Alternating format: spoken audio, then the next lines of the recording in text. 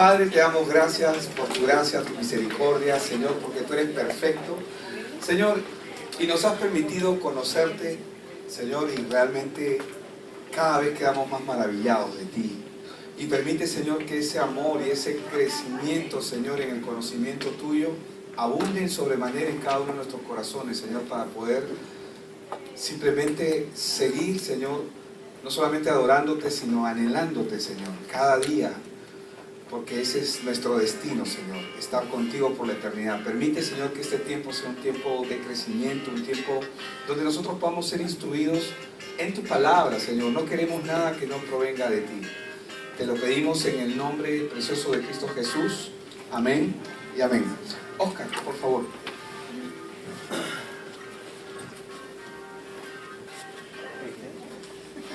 Si podemos ponerle vibrador a nuestros celulares, por favor.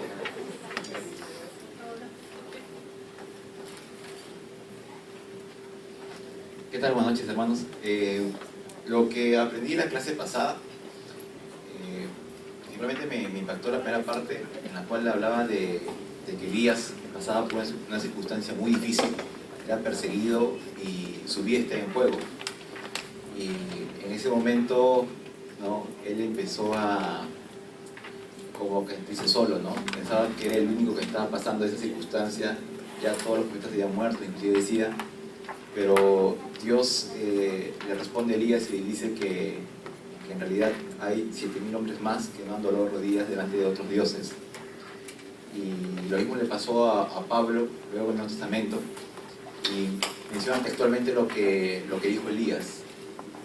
¿Por qué le comento esto? Porque a veces me ha pasado, quizás de repente a algunos también, que pasamos problemas de diferentes tipos, familiares, económicos, y a veces sentimos que somos los únicos, ¿no?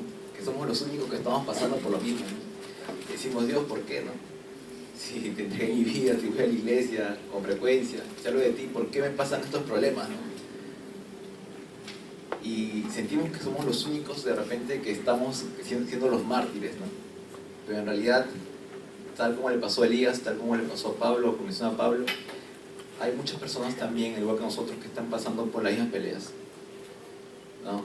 En la Biblia dice, ¿no?, que en este mundo habrá tribulaciones, habrá problemas, pero tranquilo, dice la palabra, porque yo he vencido al mundo. Y lo segundo que me llevo es que en la clase anterior fue como el sistema del mundo, hablaban de un disco, cómo se puede grabar, está tan impregnado en nosotros desde que nacimos. En realidad, desde que nacimos, el lugar que nos rodea nos han siempre llenado de ideas, ¿no?, de filosofías, de lo que es realmente seguir a Cristo cuando no es la verdad. Y me llevo el texto de Romanos 12:2 que dice que no nos amoldemos a este ciclo, sino que realmente seamos transformados mediante la renovación de nuestra mente, que sé que es difícil, sobre todo en los años que pasan, cada vez está impregnando más, ¿no?, la cultura donde vivimos, lo que nuestra familia puede decir, pero la Biblia nos dice que realmente tengamos que renovar nuestra manera de pensar, ¿no?, de ver las cosas, que una cosa es la realidad y otra cosa es la verdad. Ese es el resumen. Gracias, Oscar. Aplausos. Gracias. Carlito, por favor.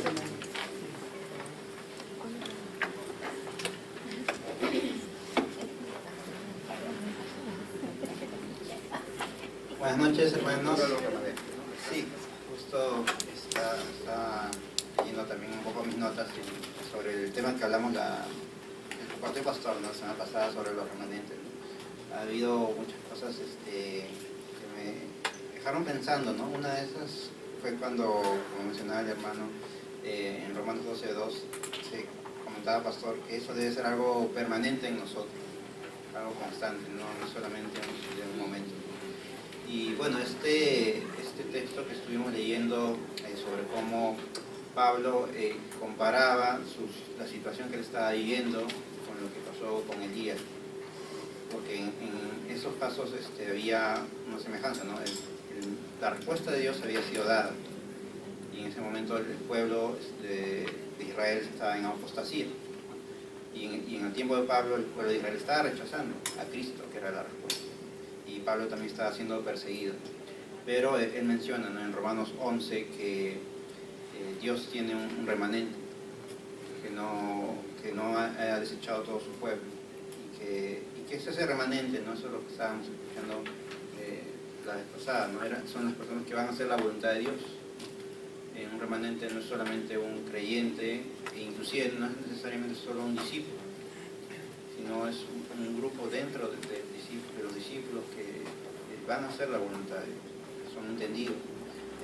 Vimos también en Primera de Crónicas, cuando se menciona a los hijos de Isaacar, de la tribu de Isaacar, ¿no?, que eran hombres entendidos de los tiempos y que sus demás hermanos atendían lo que ellos decían.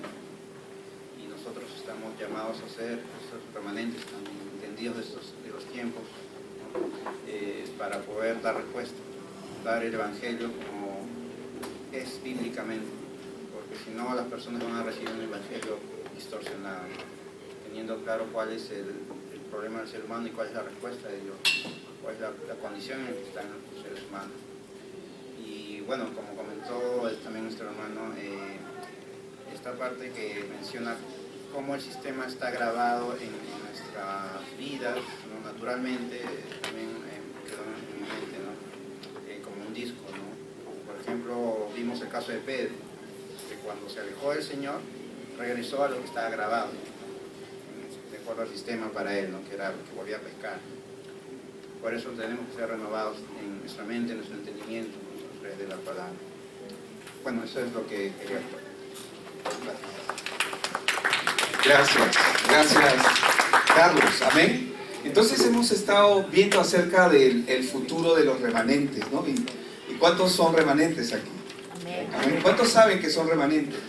Eso, hermanos, una cosa es un creyente y normalmente los discípulos son remanentes. Hoy vamos a continuar con nuestra lección y como ustedes se habrán dado cuenta, bueno, yo creo que nada es casual, porque por alguna razón yo invertí las clases, porque la clase antes del futuro de los remanentes era la que debía haber tocado ahora, y qué y cómo debemos ver hoy es la clase que realmente debimos haber visto la semana antepasada, ¿no? Porque así lo tienen en su sílabus, pero de todas maneras el sílabus ya, para estos efectos, ha sido modificado, porque realmente vamos de gloria en gloria, como dice la palabra, y la verdad es que se va ajustando conforme al entendimiento que vamos teniendo de cada una de las cosas, ¿no? ¿Qué es lo que cambia el mundo? Fue lo que vimos antes del futuro de los remanentes. ¿Qué es lo que cambia el mundo? El Evangelio. No hay otra cosa que pueda cambiar el mundo. Tu mundo, mi mundo, nuestro mundo, el Evangelio, ¿verdad? El futuro de los remanentes. ¿Y qué y cómo es que debemos ver hoy? Es la clase que vamos a estar tocando hoy día. Entonces, ya hemos orado al inicio, así que quiero empezar diciendo, como hijo de Dios, ¿qué es lo que debemos de ver hoy? ¿Qué cosa es? Hermanos, el hombre por años lleva miles de años haciendo su propio camino en la vida sin la intervención de Dios, porque eso fue lo que el hombre decidió después de la caída. El hombre sigue su propio camino sin Dios, y esa es la condición en la que todo ser humano viene.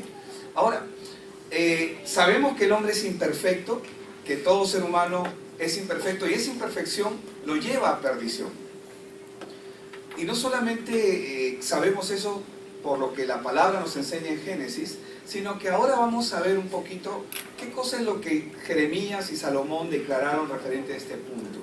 Y yo quiero que vayan conmigo, porque en estos versículos que voy a estar tratando, cuando hablemos, porque vamos a hablar acerca de la vida de José propiamente, José, el que fue segundo de Faraón, vamos a ver de una manera muy gráfica cada uno de estos versos que vamos a ir viendo. Jeremías 10:23 dice: conozco, oh Jehová, que el hombre no es señor de su camino,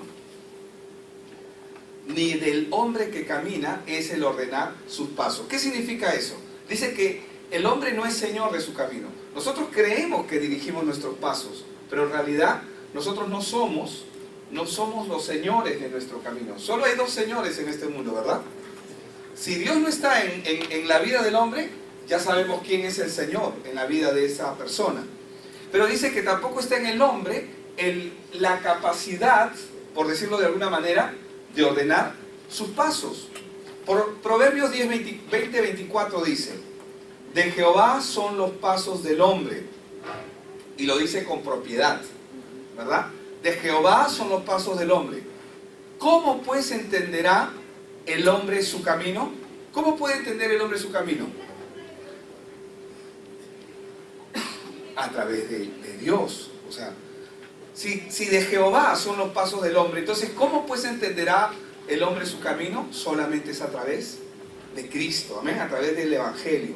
Proverbios 14:8 dice: la ciencia del prudente está en entender su camino. La palabra ciencia viene de gnosis, que significa conocimiento.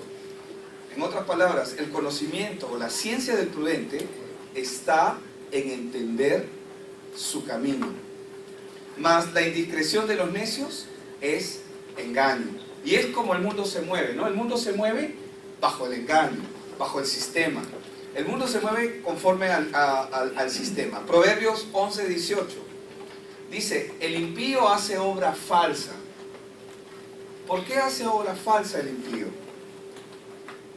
Porque todo lo que el hombre construye sobre la base que el sistema le da, le ofrece y le brinda, es falso. Mas el que siembra justicia, dice, tendrá galardón firme. Entonces, todo hombre de pacto que trata de dirigir sus propios pasos sin aceptar la soberanía de Dios en su vida, está condenado a una vida infructuosa. Es por esta razón que la Biblia nos enseña en Efesios 4, verso del 22 al 25, dice: en cuanto a la pasada manera de vivir, despojaos, dice, del viejo hombre, que está, ¿cómo está? Viciado. Está saturado, ¿verdad? Viciado, ¿conforme a qué? A los deseos engañosos. Es así como se mueve el mundo, es así como se mueve cualquier persona del sistema, se mueve, está viciado conforme a los deseos engañosos. Verso 23, y dice: y renovaos, dice, ¿en dónde? En el espíritu de vuestra mente. Verso 24, y vestíos del nuevo hombre, creado según Dios en la justicia y santidad de la verdad. ¿Quién es la verdad? Cristo. ¿Qué más es la verdad? El Evangelio. Amén. Por lo cual, verso 25, desechando, dice, la mentira. ¿Qué debemos hacer con la mentira? Desecharla. Hablad verdad cada uno con su prójimo. Esto es lo que hacemos cada vez que nos encontramos con alguien. ¿De qué otra cosa podemos hablar? ¿Cuál sería la única razón o el único propósito que tú conozcas a alguien? ¿Para ser amigos? No está mal ser amigos, pero el propósito que Dios tiene con los encuentros siempre es su Evangelio. Para los remanentes, amén. Desde ahora en adelante vamos a hablar de nosotros como remanentes, amén. Para los remanentes, cada vez que nosotros nos encontramos con alguien, el propósito es hablar de la verdad, hablar de Cristo. Dice: porque somos miembros los unos de los otros. Entonces, Dios nos va instruyendo, hermanos. Dios nos va instruyendo y Él sabe perfectamente el camino que debemos de seguir. ¿Quién es el que conoce nuestro camino? Él, ¿verdad? Entonces, y cuando nosotros no conocemos nuestro camino, no sabemos qué es lo que debemos o lo que tenemos que hacer, qué es lo que tenemos que Él lo que va a hacer es dirigirnos. Él nos va a encaminar. Y es justamente el libro que leíamos en el servicio el día domingo, Isaías 48:17. Así ha dicho Jehová, Redentor tuyo, el Santo de Israel: yo soy Jehová tu Dios, que te enseña. Digo amigo, que te enseña Así es, provechosamente, dice, que te enseña provechosamente, que te encamina por el camino que debes seguir. A veces, ay, ¿por qué me ha pasado esto, no? Si eres un hijo de Dios, ¿qué es lo que va a ocurrir? El Señor va a encaminar el camino que debes de seguir. Amén. Perdón. Entonces, vamos a ver un verso un poquito más claro para poder verlo. El Salmos 32, verso 8 y 9. ¿Qué es lo que dice en el Salmo 32, verso 8 y 9? Dice, te haré entender. Gloria a Dios. Amén. ¿Cuántos dicen amén? Amén? Te haré entender. Gracias, Señor. Amén. Y te enseñaré. Más gracias todavía. Dice, el camino en que debes andar. Sobre ti fijaré mis ojos. Amén. ¿Cuántos saben que es así? ¿Cuántos saben que eso es lo que está ocurriendo con nosotros día a día? Lo creas o no lo creas, lo veas o no lo creas, lo experimentes o no lo experimentes, pero más te vale que experimentes esta verdad en tu vida, porque esto es real. Él te va a hacer entender. Y saben que yo era bien bruto, disculpen la palabra, suena mal, porque yo creía que hacía muchas de las cosas que hacía eran de Dios, pero eran de mi propia carne. Y el Señor ha sido fiel en encaminarnos, en dirigirnos. Y nos hemos tenido que estrellar. Amén. Pero es bueno estrellarse. No con el carro, pero es bueno estrellarse. Amén. Es bueno que el Señor nos haga entender. Es bueno que Él nos enseñe el camino en que debemos andar. Porque sus ojos están sobre nosotros. Amén. ¿Y qué dice en el verso 9? Salmo 32, 9. Dice, no seáis como el caballo, dice, o como el mulo, ¿qué dice? Sin entendimiento. ¿Quién es el único que puede dar fruto? Cuando el Señor Jesús habló acerca de la parábola del sembrador, ¿cuál fue la única tierra que pudo dar fruto? ¿Cuál fue la semilla, que dio fruto? El que oye la palabra y la entiende. Mateo 13, 19, ¿verdad? O el 23 creo que es, Mateo 13, 23. Dice, el que oye la palabra y la entiende, ese es el que da fruto. No dice el que oye la palabra. Hay mucha gente que oye la palabra, la escucha, la sabe de memoria, la recita y la predica. Son expertos hablando, son expertos parlantes, como muchos de nosotros. Amén. Pero dice, el que oye la palabra y la entiende. Entonces, no seáis como el caballo, como el mulo, sin entendimiento, dice, que han de ser sujetados con cabestro y con freno, porque si no, no se acercan a ti. Entonces, ¿qué es lo que yo debo de ver y dónde tengo que poner mis ojos? ¿Qué es lo que yo tengo que hacer como hijo de Dios? Y para poder entenderlo, hermanos, yo quiero que vayamos a Génesis 37 y vamos a ver un poquito la vida de José. Génesis 37, voy a leer desde el verso 2 hasta el verso 11. Dice, esta es la historia de la familia de Jacob. José tenía 17 años y apacentaba las ovejas con sus hermanos. El joven estaba con los hijos de Bila y con los hijos de Silpa, mujeres de su padre, y ahí dice, e informaba José a su padre, ¿de qué cosa informaba? De la mala fama de ellos, ¿no? Está hablando de sus hermanos. Verso 3, Israel amaba a José más que a todos sus hijos. Dice, porque lo había tenido en su vejez, y le hizo una túnica de diversos colores. Al ver sus hermanos que su padre lo amaba más que a todos ellos, lo aborrecían y no podían hablarle pacíficamente. Dice que no le podían hablar pacíficamente. ¿Le ha pasado alguna vez cuando alguien está peleado que no le puede hablar pacíficamente? A todos nos ha pasado, ¿verdad? Tuvo José un sueño y lo contó a sus hermanos, y ellos llegaron a aborrecerlo más todavía. Él les dijo, oíd ahora este sueño que he tenido. Nadie quería escucharlo, pero él estaba ahí. Estábamos atando manojos en medio del campo, y mi manojo se levantaba y se quedaba derecho, y vuestros manojos estaban alrededor y se inclinaban, dice, ante el mío. Entonces le respondieron sus hermanos: ¿reinarás tú sobre nosotros o dominarás sobre nosotros? Y lo aborrecieron aún más a causa de sus sueños y sus palabras. Después tuvo otro sueño y lo contó a sus hermanos. Les dijo: he tenido otro sueño. Soñé que el sol, la luna y 11 estrellas se inclinaban hacia mí. Y lo contó a su padre y a sus hermanos. Su padre le reprendió y le dijo: ¿qué sueños es este que tuviste? ¿Acaso vendremos yo, tu madre y tus hermanos a postrarnos en tierra ante ti? Sus hermanos le tenían envidia, pero su padre dice que meditaba en esto. ¿Qué es lo que yo tengo que ver? ¿Dónde es que tengo que poner mis ojos? Obviamente, nosotros ya para este tiempo estamos entendiendo que en todo lo que hacemos tenemos que ver evangelio. ¿Estamos de acuerdo en eso? ¿Y dónde tengo que poner mis ojos? En el evangelio, es decir, en los planes que Dios tiene sobre mi vida, sobre tu vida.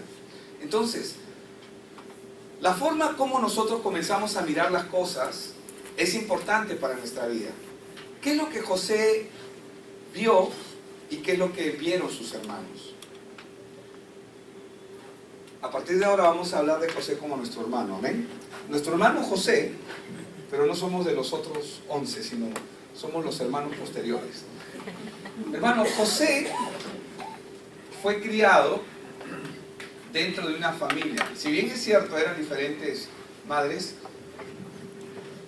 pero José, a diferencia de sus hermanos, ellos comenzaron a recibir las mismas enseñanzas. Recuerden que quien escribe Génesis, ¿quién escribe Génesis? Moisés. Entonces, él tenía que ser muy detalloso en explicar lo que se estaba viviendo, porque esto de acá es trascendental. Lo que va a ocurrir acá es trascendental. ¿Entienden lo que es trascendental, verdad? Que va a trascender para la posteridad. Y Moisés no podía equivocarse, por eso es que tenía que hacerlo de manera inspirada. Pero ellos, ¿cómo recibían las escrituras? De manera exacta, de manera oral. Ellos recibían la escritura de manera oral y tenían que aprender todo lo que había pasado. Acá mismo nosotros ahorita estamos compartiendo cada vez, todo lo que nosotros estamos haciendo es seguir compartiendo el evangelio. Todo esto es evangelio, pero es evangelio que nos prepara, en este caso a nosotros nos prepara para ser mejores, nos prepara para la vida, nos prepara para ser discípulos, nos prepara para conocer a Dios, nos prepara para estar preparados en las cosas que Dios quiere que hagamos. Entonces, José, a diferencia de sus hermanos, él recibe las mismas enseñanzas, pero ¿qué es lo que pasa? O no sé si le ha pasado a usted, pero yo creo que sí le ha pasado, cuando usted comienza a meditar en la palabra de Dios. ¿Sueña o no sueña? ¿No? ¿Sí? ¿Cuántos han quedado dormidos y sueñan con lo que han estado leyendo, con lo que han estado meditando? Ya vamos a ponerlo más fácil, no la palabra de Dios. Ya.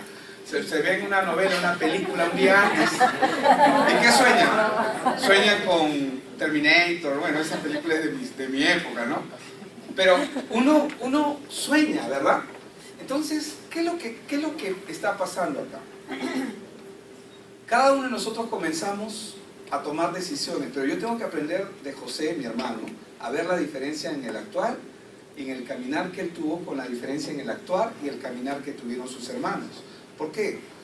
Porque, ¿qué dice la palabra? Dice que él informaba a su padre acerca de las cosas que hacían sus hermanos. ¿Por qué? Porque sus hermanos tenían mala fama. Los hermanos de José no tuvieron los ojos correctos para ver lo que José sí estaba viendo. Como en el mensaje del día domingo. ¿Qué cosa vio Tamar que no vio la familia de Judá? ¿Cuántos estuvieron el domingo en el servicio? ¿Qué es lo que vemos en Judá? En Judá vemos a una persona que es la promesa de Dios, a través de la cual va a venir Cristo, va a venir el Mesías, va a venir el Salvador. Pero sus dos primeros hijos no lo vieron, ¿verdad? Y eran, bueno, la Biblia dice que hicieron lo malo y el Señor tuvo que sacarlos de escena. Pero lo interesante es que Tamar sí vio lo que ellos no vieron. Pero ¿qué era lo que ellos aprendían? ¿Qué era lo que ellos veían? Algo que nosotros conocemos como el pacto. ¿Qué es el pacto? ¿Qué es el pacto? Es la promesa de Dios. Cuando nosotros, el Nuevo Testamento, la Biblia está formada por dos pactos, el Antiguo Testamento y el Nuevo Testamento. ¿Qué es el pacto? El pacto es la promesa de Dios, es la promesa de salvación. Y el pacto es Cristo. El pacto es la respuesta a una generación. El pacto es la respuesta que Dios tiene para el hombre, Entonces, los hermanos de José no tuvieron los ojos correctos para ver lo que José sí estaba viendo. Dios le dio una palabra a José a través de sus sueños, porque José comenzó a soñar. Pero los sueños, porque hay sueños de la película de anoche, ¿verdad? Pero hay sueños que vienen por inspiración de Dios. Y obviamente los sueños que él tuvo fueron inspiración de Dios. José vio correctamente esa palabra, pero los hermanos de José solo se preocupaban por las cosas naturales, las cosas carnales.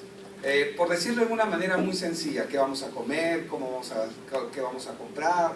Se estaban fijando de repente en las mujeres o qué sé yo. Ahora, aparentemente esto no es malo, pero el enemigo siempre va a tratar de desviar nuestra mirada. Ellos no vieron las cosas verdaderamente importantes, no vieron la verdad.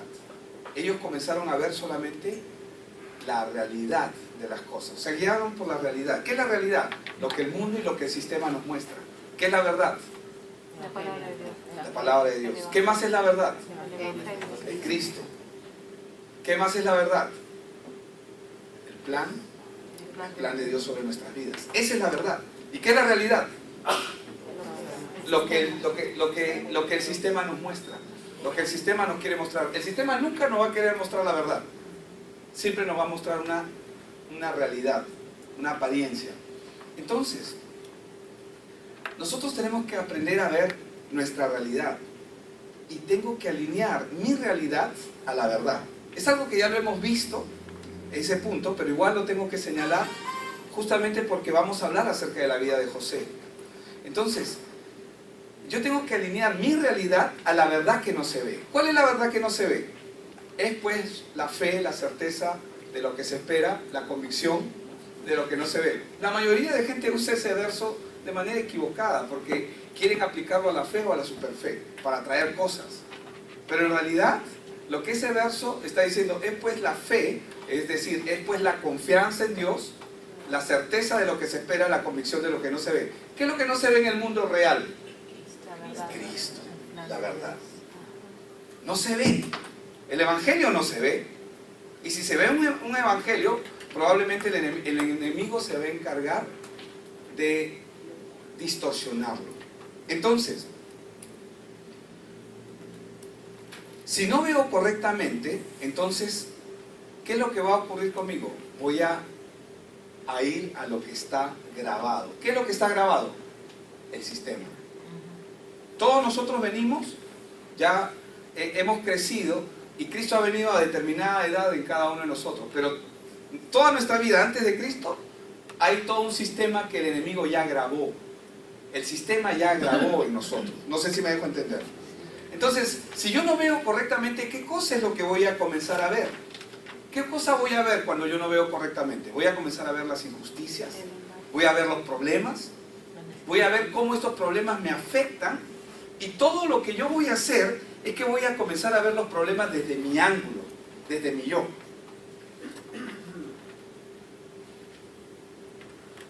Voy a empezar a ver los problemas y cómo estos empiezan desde nuestra propia familia.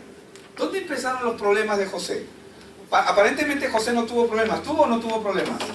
Sí los tuvo, como tú y como yo. Amén. ¿Pero dónde empezaron? En su familia.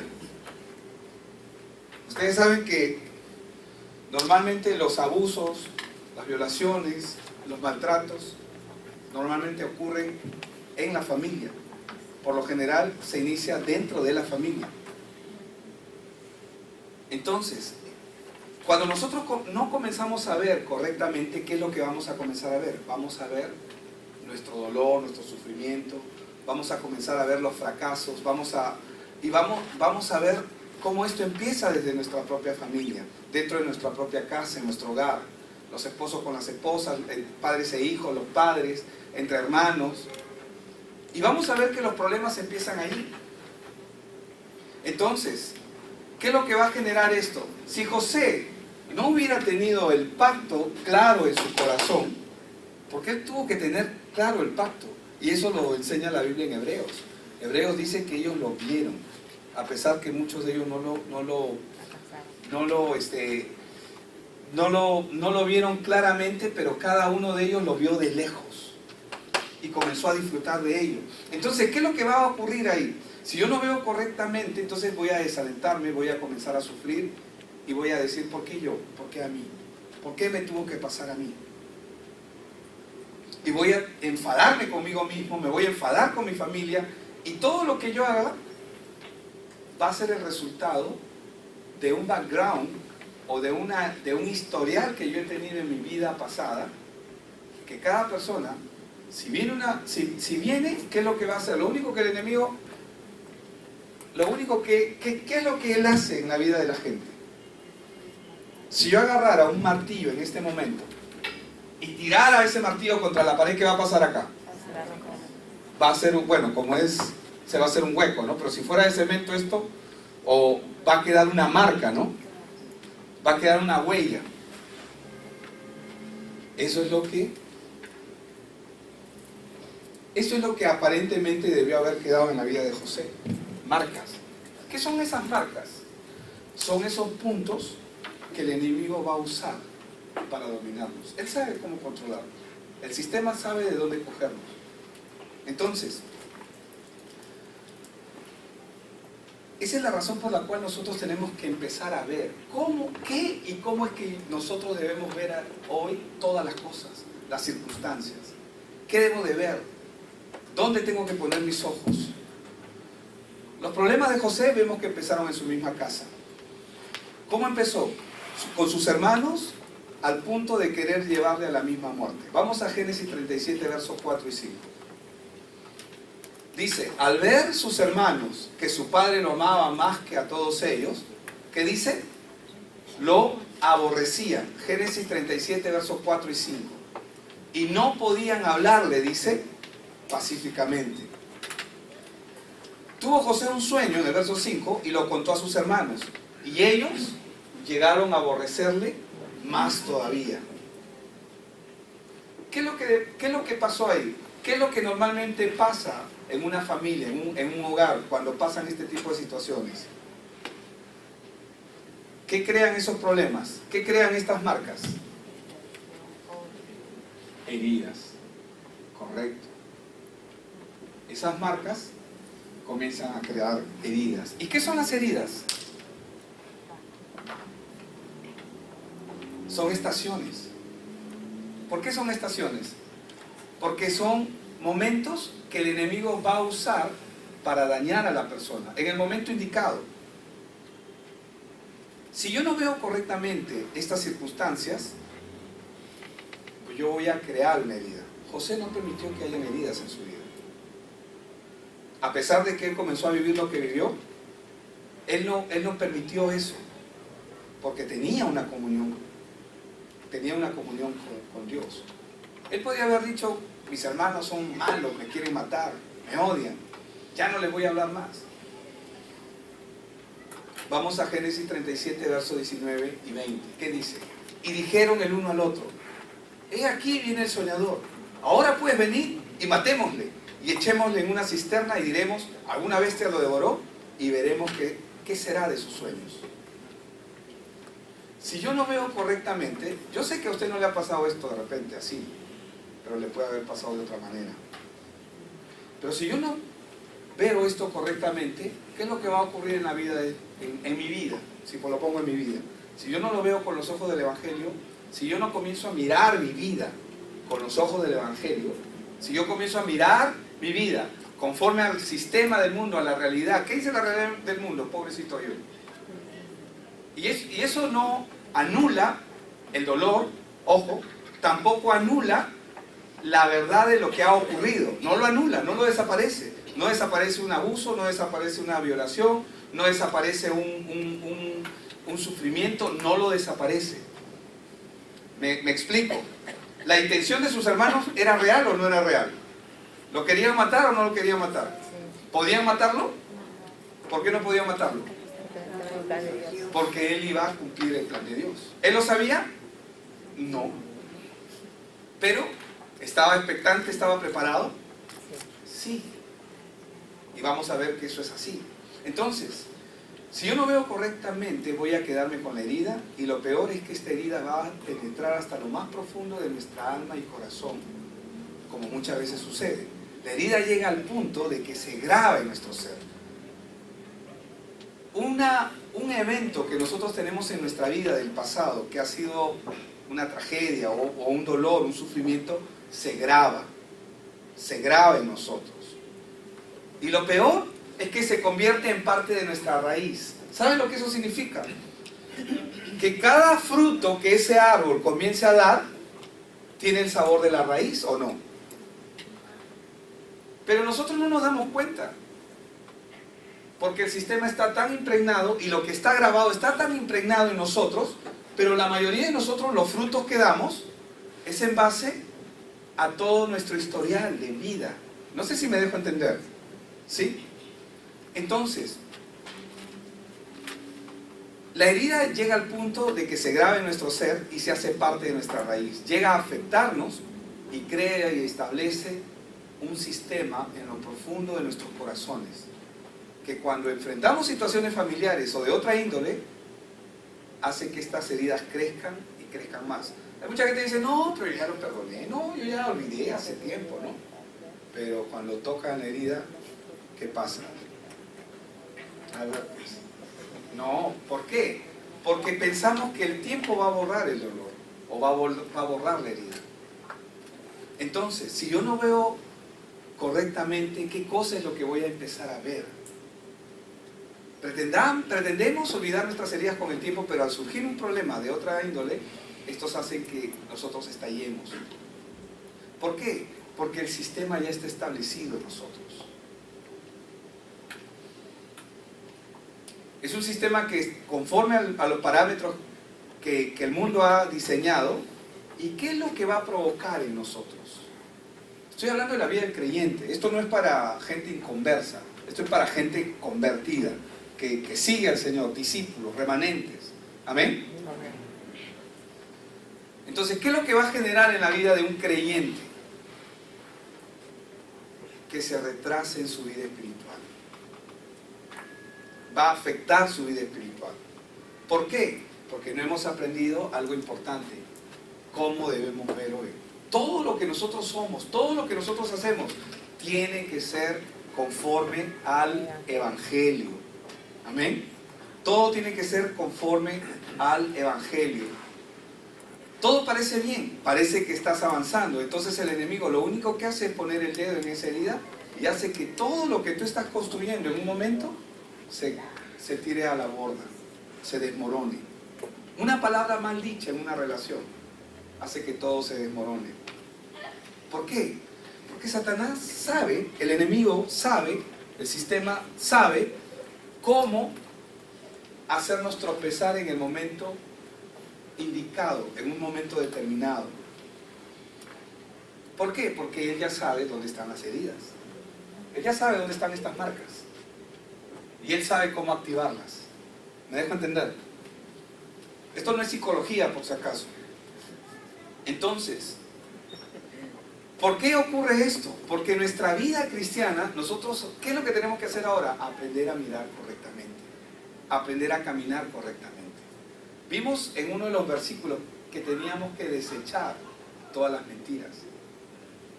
No dice guárdatelas en un cajón, en un bolsillo. No, dice que tenemos que desecharlas. Esta clase de cosas. Una herida no sanada que permanece en nuestro corazón, en nuestra alma, se convierte en un problema ¿Por qué? Porque afecta tu vida espiritual. ¿Pero por qué afecta tu vida espiritual? Porque está encerrada en tu alma. No es un asunto físico, es un asunto del alma, emocional. Entonces, una herida no sanada es algo que es un problema que permanece en el corazón, en el alma, se convierte en un problema espiritual que no se puede superar a menos que nosotros comencemos a caminar y a ver las cosas de la manera correcta. La manera correcta no es como el psicólogo me diga. El psicólogo me va a ayudar hasta cierto punto, pero el psicólogo no me va a decir cómo se elimina el problema. Pero el Evangelio sí. El Evangelio sí me dice cómo se elimina el problema. ¿Cómo se elimina el problema? A través de Cristo. Amén. Entonces, estos problemas, las heridas, nuestros malos hábitos, que son parte de nuestra vida, son lo que Satanás, al cual no podemos ver con nuestros ojos, utiliza para manejar nuestra vida conforme al sistema de este mundo. Ahora, ¿cuál es el propósito del sistema, del enemigo, de Satanás? Del 666, si quieren llamarlo de una manera. Sí. ¿Qué es lo que él quiere? Quiere mantenernos engañados. Pero ¿cómo nos mantiene, cómo nos retrocede al engaño? A través de nuestras heridas. Hace que la gente retroceda. ¿Me explico? ¿Amén? Cuando él trabaja basado en nuestras heridas, cuando trabaja en nuestras emociones, en nuestros problemas personales que hemos venido arrastrando. Por eso es que la palabra nuevamente en 2 Corintios 3:11 dice: pero me temo que así como la serpiente con su astucia engañó a Eva, ¿qué es lo que dice? Vuestros sentidos sean también de alguna manera extraviados. ¿De qué? De la sincera fidelidad a Cristo. 2 Corintios 3:11. Entonces, esto es lo que entendió y vio José. Él sabía que él no podía estar atado a la realidad que le mostraban sus ojos. ¿Por qué? O sea, pero parece que cuando hablamos de José, parece que él entendiera todas las cosas. Ojo, José no entendía todas las cosas. Él caminaba en fe. ¿Saben qué significa caminar en fe? Caminar confiado. ¿Qué es la fe? Sí, yo sé que es creer, pero es confianza. La fe es tener confianza en Dios. Es confiar en Dios. Él caminaba confiado en Dios. Él estaba expectante de lo que Dios iba a hacer en su vida. Su comunión con Dios no le permitía que estas heridas se marquen. Eso no significa que los problemas no ocurrieron, ocurrieron. Él tuvo que evaluarlos. Pero tú en la Biblia, y lo decíamos el día domingo, es el único libro que no se tapa la boca para decir las cosas como son. Al pecador le dice que es pecador, al adúltero le dice que es adúltero, a la prostituta le dice que es prostituta, al impío le dice que es impío, al malo, al perverso le dice su naturaleza, no lo niega nada. Pero tú no vas a ver en la vida de José ni un versículo donde él o reniega de Dios o se queja. ¿Por qué? ¿Por qué José no se quejaba? ¿Por qué José no renegaba de Dios? ¿Por qué José nunca escucha su lamento? Da la impresión de que no, se escribe lo que me conviene, ¿no? La Biblia escribe todo lo que necesitamos saber y no se tapa y no se guarda absolutamente nada. ¿Y de José qué podemos decir? De que su corazón estaba limpio. ¿Pero qué hacía limpio su corazón? ¿Acaso José era el Superman? José es mi hermano, como tú y como yo. Amén. Es tu hermano. ¿Qué tenía José? El pacto. ¿Qué es lo que tuvo que haber escuchado José? ¿Qué es lo que tenía que haber conocido José? Entonces José entendió y vio. Él sabía que él podía estar atado a la realidad o él podía caminar en fe por la verdad. Amén. Luego nosotros vamos a darnos cuenta que José entiende el propósito de su sueño. Todos conocemos cuál fue el sueño de José, ¿verdad? Lo he leído en Génesis 37. Del 2 al 11 he leído los dos sueños que él tuvo. Pero luego vemos que José entiende el propósito de su sueño. Su sueño el propósito no fue que él sea rico, no era que él sea conocido, no era la fama, Eso no fue el propósito de su sueño. Eso no fue el propósito de su llamado. ¿Dios para qué lo llamó? Para salvar un pueblo. ¿Para qué nos ha llamado a nosotros Dios? Para salvar una generación. José tenía claro el propósito de su sueño y él pudo entender después que él fue llamado para salvar una generación, que Dios lo iba a usar a él. Entonces, José entendió que él tenía que salvar un pueblo, no solo el suyo, porque él no lo hizo solamente por los judíos, lo hizo por todas las naciones que estaban alrededor de Egipto. Fue así. No se trataba de su vida, sino de una generación. ¿Por qué? Porque José es un remanente. Amén. Como tú y yo somos un remanente. O sea que, pastor, o sea que yo estoy acá para salvar una generación. Sí. Y amén. Amén. Pero a veces no lo creemos. Y esto no nos debería de llenar de orgullo. Porque, como dijo el apóstol Pablo, si algo ha de gloriarnos, sea en el conocimiento de Cristo, ¿no? Solamente. Pero ese es el llamado que todos tenemos. Entonces, ¿qué cosa fue lo que impidió que él no tuviera esas marcas en su corazón, en su vida? Su comunión con Dios. La comunión con Dios impidió que Satanás lo engañe. Pero alguien te mira mal, alguien no te saluda. Pucha, que ese hermano no me cae, esa hermana me cae mal. Y comenzamos a juzgar. ¿Por qué? ¿Qué nos dice eso? No, pero yo oro todos los días, pastor. Me levanto a las 5 de la mañana, a las 4, a las 3, o a los judíos, ¿no? Al estilo judío. Oro 3 veces al día, al estilo de los árabes, 5 veces al día. No se trata de eso. Amén. No se trata de eso. Él no fue engañado por su comunión. Y su comunión era tanta con Dios que nosotros lo vemos en la práctica. Él no negoció. O sea, vino la mujer de Potifar y él prefirió salir corriendo. Amén. Y prefirió ir a la cárcel a pesar de que no era culpable.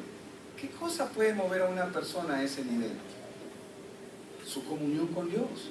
Valoraba, entendía quién es Dios, entendía quién es Cristo, aunque no lo vio físicamente, pero expectó de él, no sé si la palabra correcta es esa, pero vislumbró acerca de él.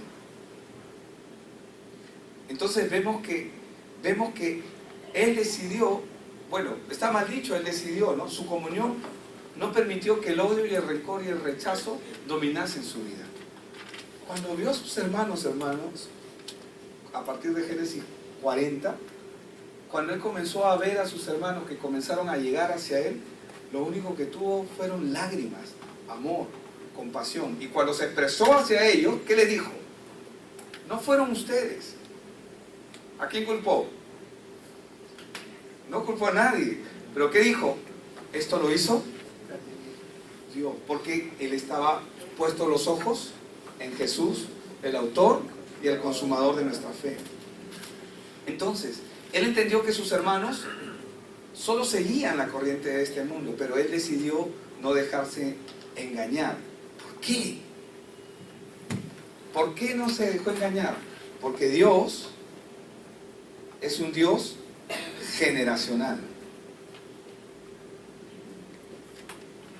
Y el domingo lo decíamos. Si Dios es un Dios generacional, ¿qué hace Dios?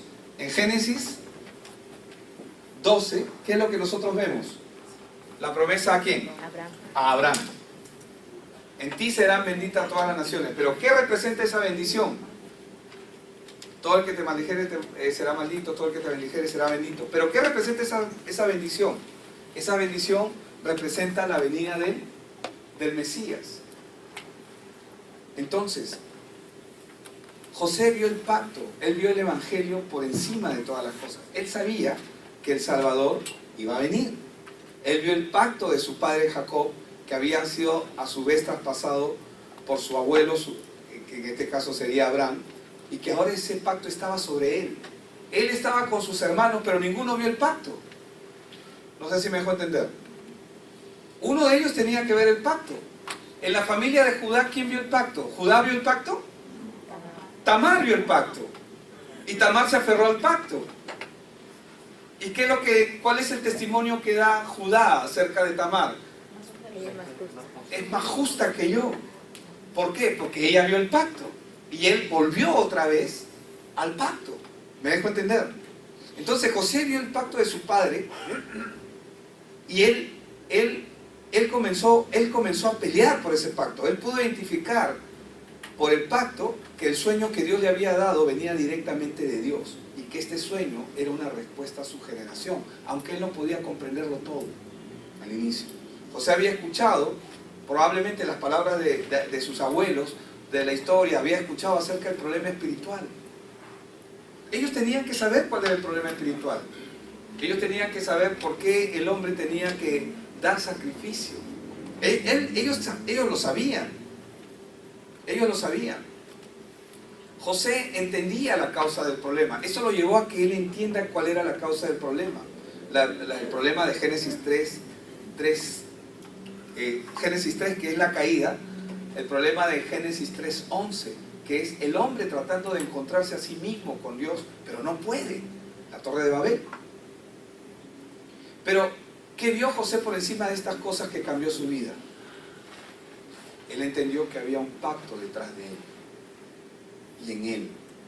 Digo detrás de él porque es generacional y que a través de su descendencia vendría la respuesta al problema de este mundo.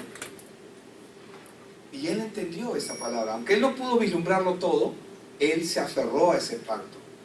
Mientras sus hermanos se preocupaban solamente por el hoy, qué vamos a hacer, estaban preocupados por otras cosas. Y él comenzó a entender algo que ellos no entendían. Y a veces, y es justamente lo que veíamos en la clase pasada, ¿no? Cuando hablábamos del futuro de los remanentes, a veces pensamos que no todos están entendiendo, pero los remanentes entienden y se preparan para hacer y cumplir el llamado que Dios ha puesto sobre sus vidas. Amén. Entonces José recibió esta gracia y esta verdad. Por eso es que nunca más necesitó aferrarse al mundo. No lo necesitaba. ¿Necesitaba al mundo? Para nada. El mundo es un estorbo. ¿Le importaba? ¿Fue un problema ser esclavo? No. Porque Dios estaba con él. ¿Y qué hacía su condición? Era exaltado. El lugar que hacía, a donde iba, era exaltado.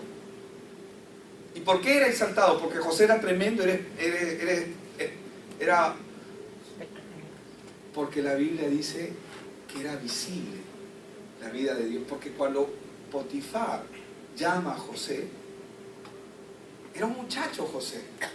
Pero ¿cómo es que él pudo ver algo diferente en José? Porque él le dio toda la administración de su casa.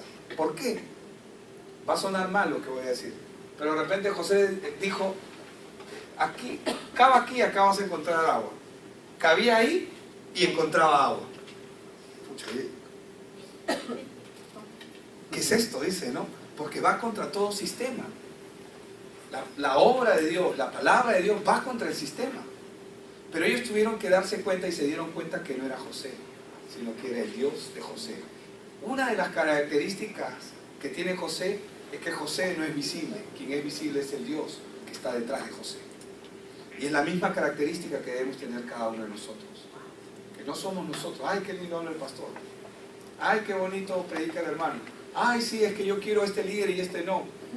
¿Qué está jugando en las apariencias? No podemos juzgar las apariencias. Amén. Entonces, tengo que ver con la realidad. La realidad me hace ver lo que mis ojos físicos me muestran. El peligro de eso es quedarme allí con las heridas que la realidad me muestra. Tengo que aprender a ver las circunstancias de manera correcta. Isaías 59:21 dice, y este será mi pacto con ellos. Isaías 59:21, dijo Jehová, el espíritu mío está sobre ti, y mis palabras que puse en tu boca, ¿qué dice? No faltarán de tu boca, dice. Ni de la boca, ¿de quiénes? De tus hijos. Ni de la boca de los hijos de tus hijos, dijo Jehová, desde ahora y para siempre. Ese es el pacto que tenía José. Porque los otros 11, ¿qué estaban haciendo?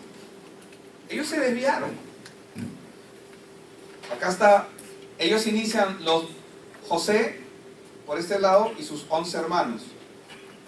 Él sigue la trayectoria, una trayectoria abrupta, y sus hermanos siguen otra trayectoria.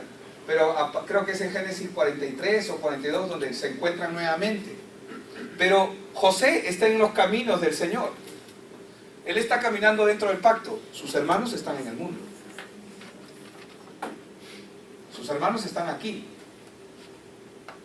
Y al igual que Judá, cuando él se encuentra nuevamente con sus hermanos, los 12 otra vez aquí, ellos vuelven a entrar al pacto. O sea, ellos siempre estuvieron en el pacto, pero a lo que me refiero cuando vuelven al pacto es que reaccionan, se dan cuenta que han estado caminando mal. ¿Me explico? Es exactamente lo mismo que pasó con Judá y Tamar. ¿Qué pasó con Judá? Eres más justa que yo. ¿Por qué? Porque Judá no había visto lo que ya había visto. ¿Me explico? Y es exactamente.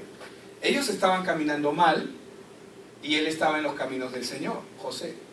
Terminó el camino y a su encuentro, este remanente no solamente hizo volver a sus hermanos, sino que todas las poblaciones del mundo existente de la época comenzaron a mirar a Dios. ¿Por qué? Porque miraban que había un hombre, la gente mira al hombre, había un hombre experto que Dios había dado y que había puesto, porque eso se hizo conocido en el mundo de la época. Lo que José comenzó a hacer e hizo con la administración de Egipto. Entonces, José entendió que Dios lo había escogido a él. Él entendió que Dios iba a estar con él por siempre, al lugar donde él vaya. Es algo que muchas veces nosotros no lo entendemos. Lugar donde vayamos, Él está con nosotros. Él entendió la bendición generacional, lo que acabamos de leer. Él entendió lo que significa tener el pacto de Dios trabajando en él, en su vida. ¿Qué tengo que hacer yo? Nada. Tener mi comunión con Dios, creerle a Dios. ¿Quién es el que se va a encargar de hacer la obra? Dios.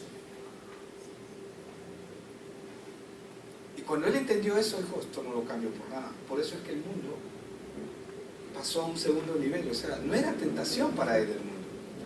Porque lo que él tenía era mucho más grande. Amén. Era mucho más poderoso.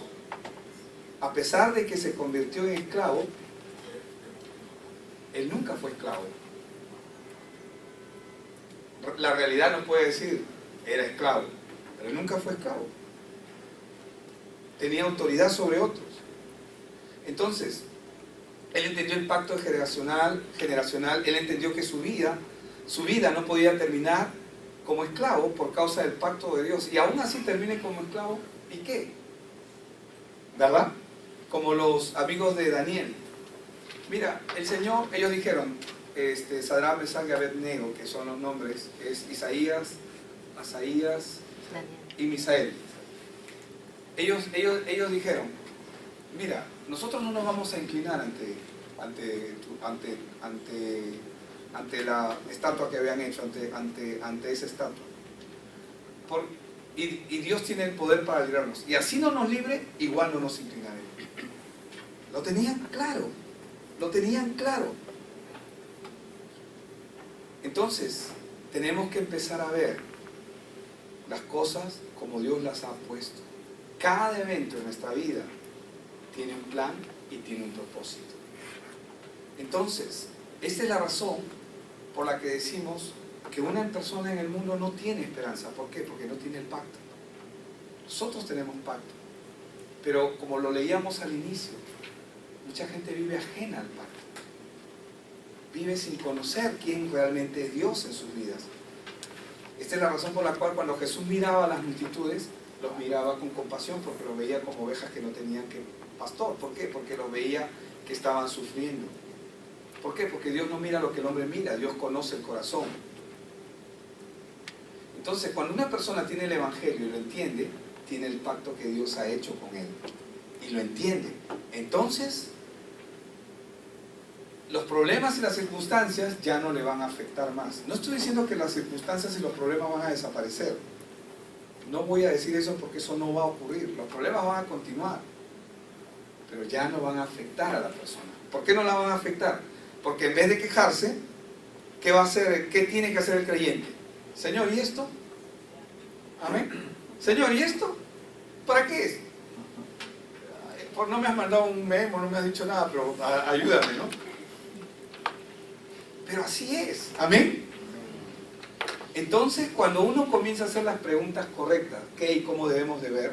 Entonces vamos a comenzar a recibir las respuestas correctas. Debemos caminar y verlo todo con los ojos del Evangelio.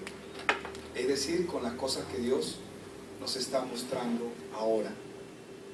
Hermanos, ¿quién fue atacado? ¿José o sus hermanos? ¿Por qué fue atacado José? ¿Por qué?